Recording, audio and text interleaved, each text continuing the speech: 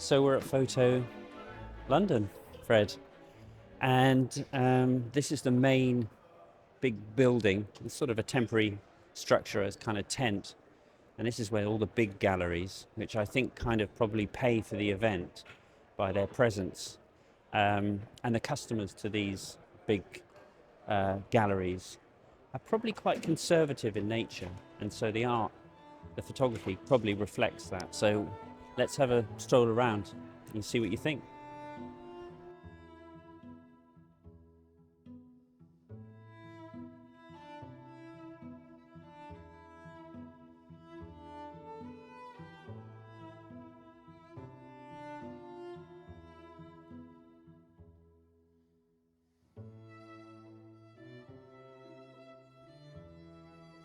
What I'm thinking is this is a kind of a bit like Frieze in Regent's Park.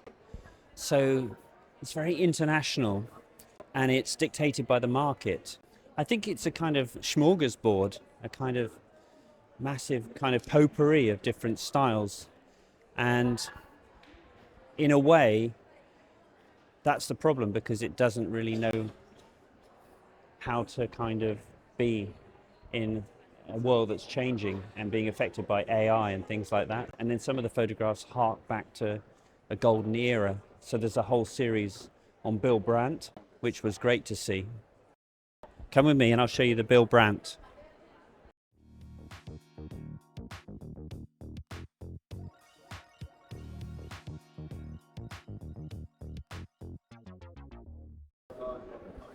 So Bill Brandt was a photographer that worked for Picture Post, I think, and Life magazine, and had a tremendous influence on me. And in fact, we did an earlier video about really my quest for finding more contrast, and I attributed it to wanting to be like Nick Knight. But actually, if I delve into my memory, and I'd been a bit more scrutinizing my influences, it would be Bill Brandt.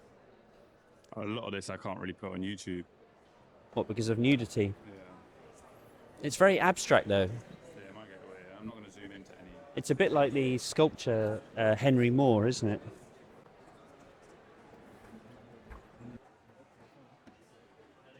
When I was talking about the sort of new markets, people with money to expend on art, the new burgeoning middle class in China, upper middle class as well, and this is an example.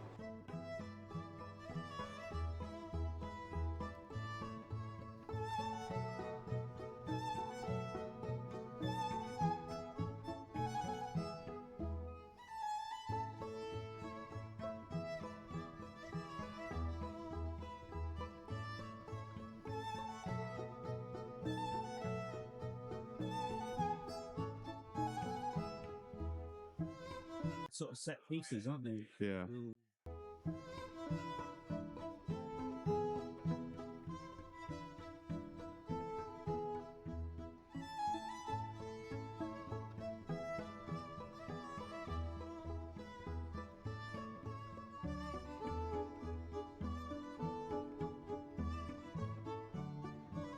Fred, there's a bit of Nan Goldin here.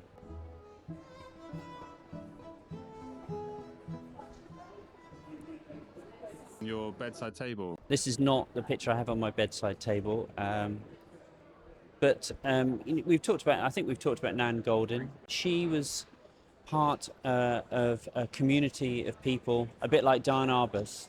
She's a sort of colour version of Diane Arbus, or Diane Arbus, I should say. And she kind of worked with people on the margins, people who were kind of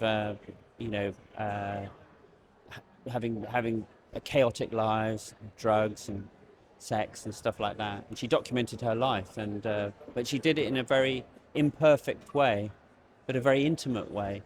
And now she's a huge heroine because she confronted the Sackler dynasty, who were poisoning people with OxyContin drugs and stuff, and she refused to play ball and started a movement that ended up with the Sackler name being kind of removed from all these institutions, which they'd sort of managed to kind of wash their kind of dirty money by supporting art and everything. And she refused to be involved in that, to her credit.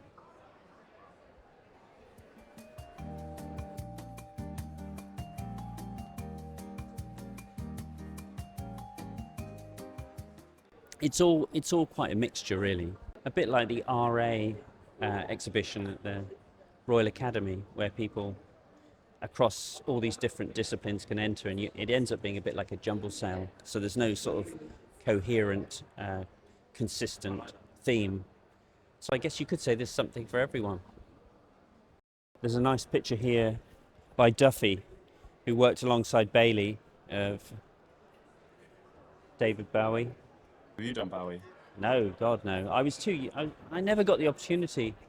I mean, I was going to say I was too young, but I wasn't, because he was around. You know, he only died relatively recently. He would definitely have been on my wish list. Duffy photographed him, you know, at a pivotal moment when he was sort of doing his Aladdin Sane kind of period.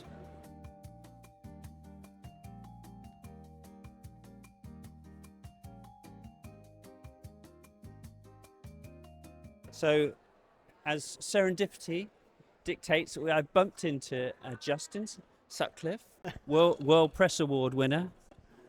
Many years ago, in a different life. How are you finding the exhibition? Loving the exhibition, actually. There's an awful lot of stuff you don't necessarily really like, but you sort of have to engage with what the process was, how was it made, why was it made, ask yourself those questions. And sometimes it's still okay to say, no, I still don't like it. How is your practice going at the moment, and what's your sort of ethos? Well, I think, like everyone, I'm experiencing a lot of ups and downs. I don't know of very many people who aren't. But a number of years ago, I moved and decided to live like a sort of a no-debt life. So downsizing, but not living monkishly, but and that was so that I could say no to things that I didn't want to do, to a certain extent. But also it was about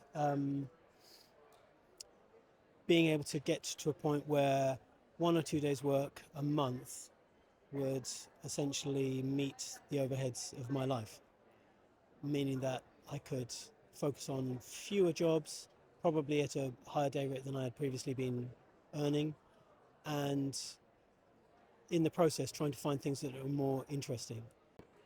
I have fewer clients than I've ever had. I'm lucky in the fact that the two main ones are both very loyal and they're really satisfying to work with.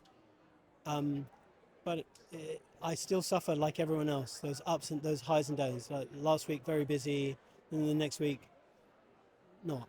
Hence here. But I think the financial insecurity is crippling to creativity, because you need to feel relaxed and playful. You need to feel that you're alive and engaged with the world. And if you're kind of like worrying about the minutiae of paying the bills, then it's sort of, for me anyway, I totally applaud your new way of reconfiguring things. Justin, thanks very much. Thank you so much. Great to see you. Take care.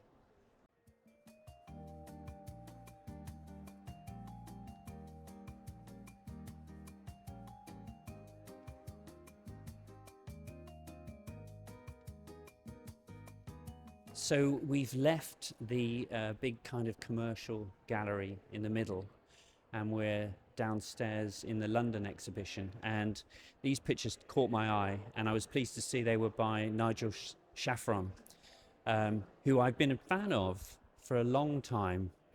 They're wonderfully simple and very much of his oeuvre. I see he's about the same sort of age as me, a year older. But he's consistently produced interesting work over the course of the last 40 years. I remember a really interesting project he did. It must have been his partner or significant other, and it was pictures of, maybe her name was Ruth, smoking. And he'd taken all these pictures over a number of years of her on the balcony having a cigarette or outside having a cigarette. And they were really good. He sort of mixes fashion with reportage.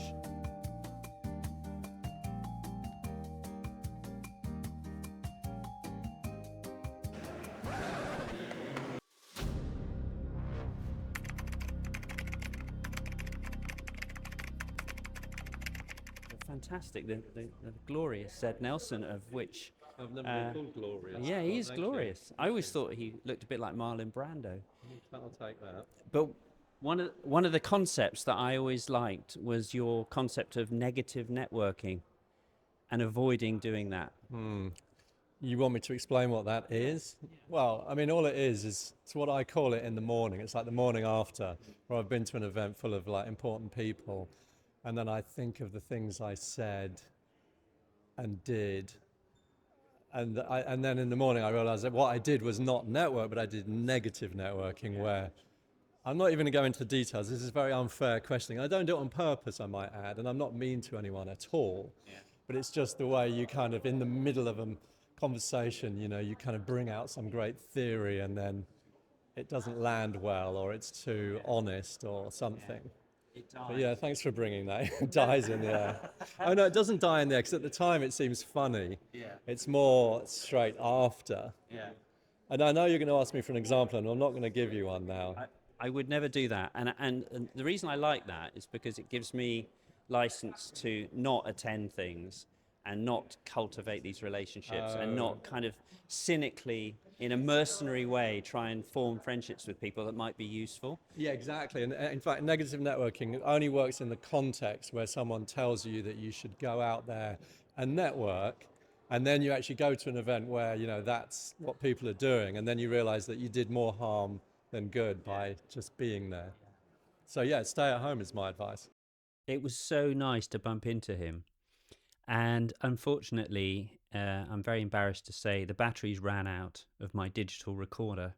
And the pictures you're looking at now are by Alice Tomlinson, who we will have an interview with in the future. Wonderful photographer and a wonderful response to the pandemic, where she photographed teenagers who didn't get to go to the prom. So subscribe for the future interviews with both the wonderful Zed Nelson and Alice Tomlinson. Thank you for watching.